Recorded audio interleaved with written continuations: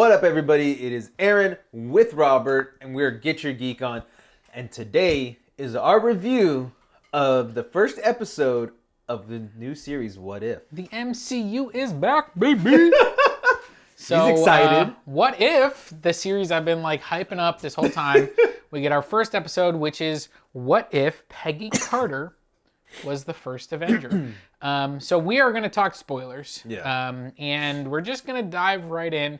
This is an animated show, about 30 minutes long. They bring a lot of the voice cast back. We get, Haley Atwell as Peggy Carter. We've got Dominic Cooper as Howard Stark. We've got Sebastian Stan as Bucky Barnes. I think Stanley Tucci is back as Abraham Erskine.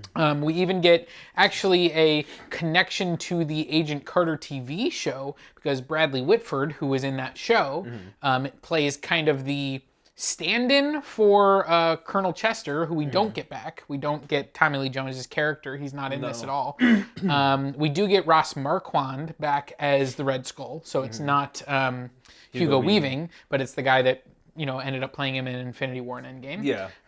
And we even get Toby Jones back as the scientist, the Hydra scientist. I can't remember his name now. Yeah, I can't either off the top of my head.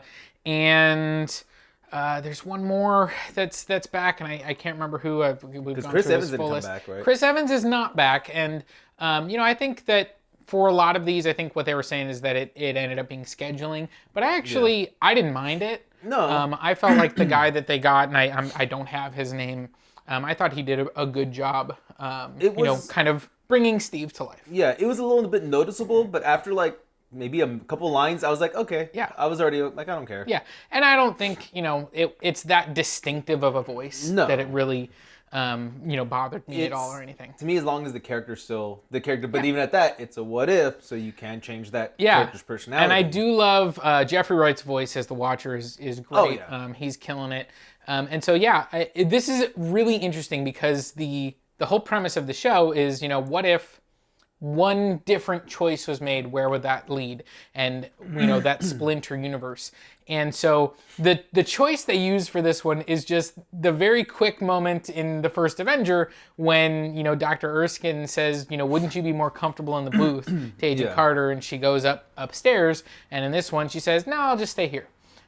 Which is that was not what I was expecting to be the moment that they chose. So that was kind of fun. And I like that though, because and that's the whole thing with any of the what ifs. It doesn't have to be this big difference. It's just you move the pebble just a little to the left. Yep. Maybe 5 centimeters. Now everything changes. Yeah. And I like that because it changed everything. Now she really sees did. the bomb about to go off. Well, it changed the fact that he triggered the bomb before they actually, because in the actual first Avenger, he waits to trigger the bomb until after Steve has gotten the serum and has turned into, Captain America, basically. And, so it changes that. It changes Red Skull's whole motivation, because now instead of, trying to power weapons to take over the world, he's trying to bring an interdimensional monster, which was crazy, and we'll get to it. Yeah. But it really, it changed a lot. And overall, I will say, and I'm interested to get your take because we haven't talked about it yet. Right. I didn't love this episode. I thought it was good. I liked aspects of it a lot. But I think I ended up being just slightly disappointed because there were some things that stood out that I went, I wish they'd made a different choice there. Yeah. What about you? I kind of agree with you. There's parts where it was like, okay, I like this, I like that. But the overall feel of it, I was still not 100% sold. It was still not a movie that I would say, show I should say, that I'd probably watch it again. I had my one and done. They kept a lot of the stuff from the first Avenger movie, and it was really nice to see. There was a lot of homages, definitely. Yeah, and I love that part. And I even like the joke he says, oh, you could be out there selling the war bonds kind of thing. Yeah, and I thought that was funny. I was like, I think my favorite joke in the whole show, and I'm curious if you caught it, is during the train scene. My arm? Yeah, when Peggy saves Bucky from falling, he's like, you almost ripped my arm off. And I was like, that was a nice one. I see what you did there. I liked it. Because, of course, Bucky Barnes loses his arm. And turns into the Winter Soldier. So it was, a lot of it I liked, little things like that. Yep. But overall, I have issues, especially towards the end. I had Yeah. issues when it gets to that part. So I have a couple things. Number one, I didn't like that. I mean, I like that Peggy and Steve, their relationship kind of seems to be accelerated a lot more quicker yeah. in this, and that might just be time constraints. Yeah. But like you can tell, they're very into each other, like right away in this. Yeah. There's no beating around the bush. Which I think was also true in the movie, but it took them a lot longer to kind of get there. Right. And so I had a couple of problems. They do have a couple of conversations about, the one you're referencing where he talks about the USO tour, and he's very much encouraging her that she Right. can do more and all this stuff.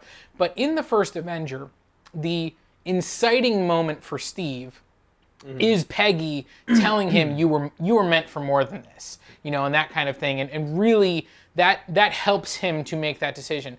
And in this one, it's Howard showing up with a suit and a shield and going Yeah. like, you can do this. And I was like, that feels like it should have been a Steve moment. Like Steve Yeah, that's should have not been a the Howard one thing. to spur her to heroism. Yeah. And so I was a little bit taken aback by that. And I agree with you. That part was like, Howard's not that kind of guy.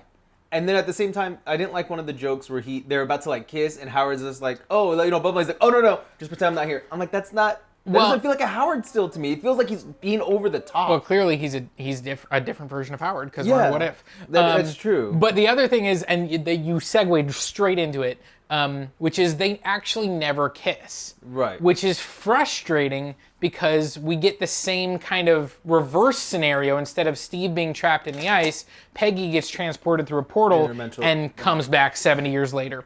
And, we get kind of I was supposed to have a dance. I had a date. Like, you get those callbacks, but we didn't get the resolution beforehand. In the first Avenger, we got the big kiss moment before he went to fight Red Skull. Yeah. We didn't get that here. And that happens though sometimes. I like that actually for me. Okay. I felt a little bit let down by it because I felt like they needed to have that for that moment at the end to have the strength like it does in the first Avenger. And I'll give you that. But see, now going into that last scene, that was such, for me, a Watchmen thing. Because it's a freaking octopus. It's a kraken, essentially, coming through, or an octopus. I mean, I felt like that it was is just Marvel Watchmen. Comics. Like there is the Hydra monster that is like an octopus. Yeah. Like so. But for me, again, it's... Yes, I get it. It's a play on Hydra, but for me, I just felt Watchmen the whole time. I will say, I love when it came through and just immediately annihilated Red Skull. I was like, that's amazing. Just crutch. I did have another pseudo problem with it, which is when obviously Red Skull gets the Tesseract and then he entrusts it to his scientist. Yeah, And so again, I think another minor problem I have, a minor gripe, is that Peggy and Red Skull never face off. Exactly. The only time they see each other is right as he's bringing in the monster, and then it kills him. Yeah. And so it was like, I feel like we, maybe he could have been in that initial scene where she was getting the Tesseract and, something. I mean, because again, even in the first Avenger, they don't fight really. I mean, they have that minor fight in the beginning, when he's rescuing Bucky. Him and Steve and Red Skull fight like in the very beginning, like factory that's coming down. It's like halfway through actually. Okay. And then they have their final face off, and the first fight isn't much. Like it doesn't last for very long, but they confront each other. They know who the other one is. Yeah. Like they have all that stuff. And in this one, we get Peggy talking about Red Skull. Yeah. But they never encounter one another until the very end. And even then, it's just like he's like, you're too late. Here's the monster, and then he dies. Yeah. And I'm like, I just again, there were just minor things that just kind of let me down. And I know it was a 30-minute episode, packing Trying to pack two an hour and a and a half, half 2 hours hours, of the first Avenger plot line. And so there obviously were differences there, but it just I found myself just in certain moments being disappointed by those specific things. Now, I do want to start getting towards the end of this, but what did you think of Howard's Iron Man suit? of him making an Iron Man suit. Yeah, I mean, I thought that was cool. It was also very much a callback to like the Mach 1 that Yes. Tony builds in the cave in the first Iron Man. I like that he used the Tesseract to power it because obviously, it needed arc reactor technology, but Which they he don't hadn't have. invented that. So he used the Tesseract to power it. I thought that was cool. I liked the montage of the two of them, kind of fighting their way was through. cool. Like I enjoyed that. And I like that, it was able to fly, so we got some scenes where she's actually attacking planes. Yeah, that I was thought that cool. was really cool. I was like, okay, so we do a little bit different than what Steve did, because Steve could never do that, really. Right. So I really did enjoy that part. I did like it, too. I like that he is essentially the Mark 1, and it's, like, cool, but it also kind of was laughing. It's like, he built this, like, sophisticated, everybody wants it, and then when Tony built it, it's like, it's a piece of junk, but I did it in a cave, and I had nothing. Right.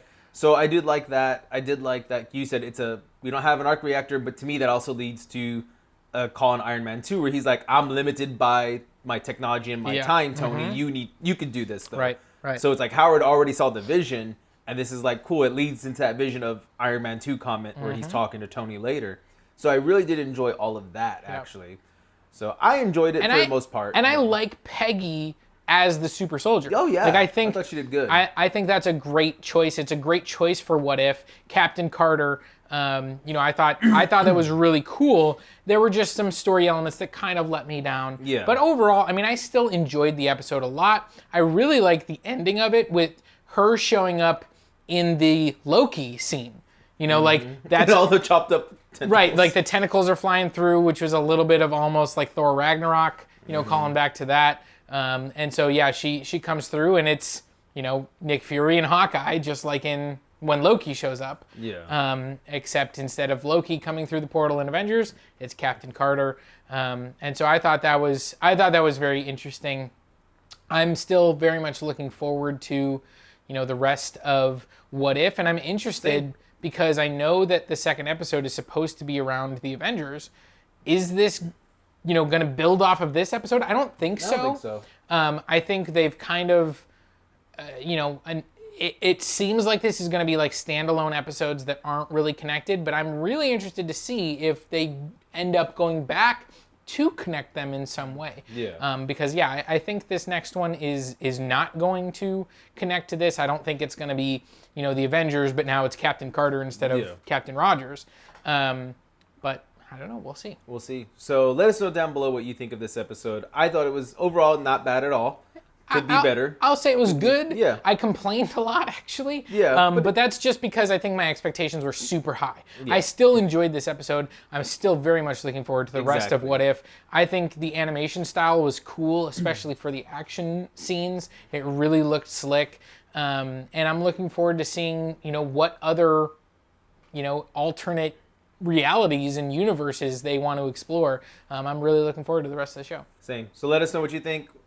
Like, comment, subscribe, of course, and all that good jazz. Get your geek on and stay geeky, guys. Bye.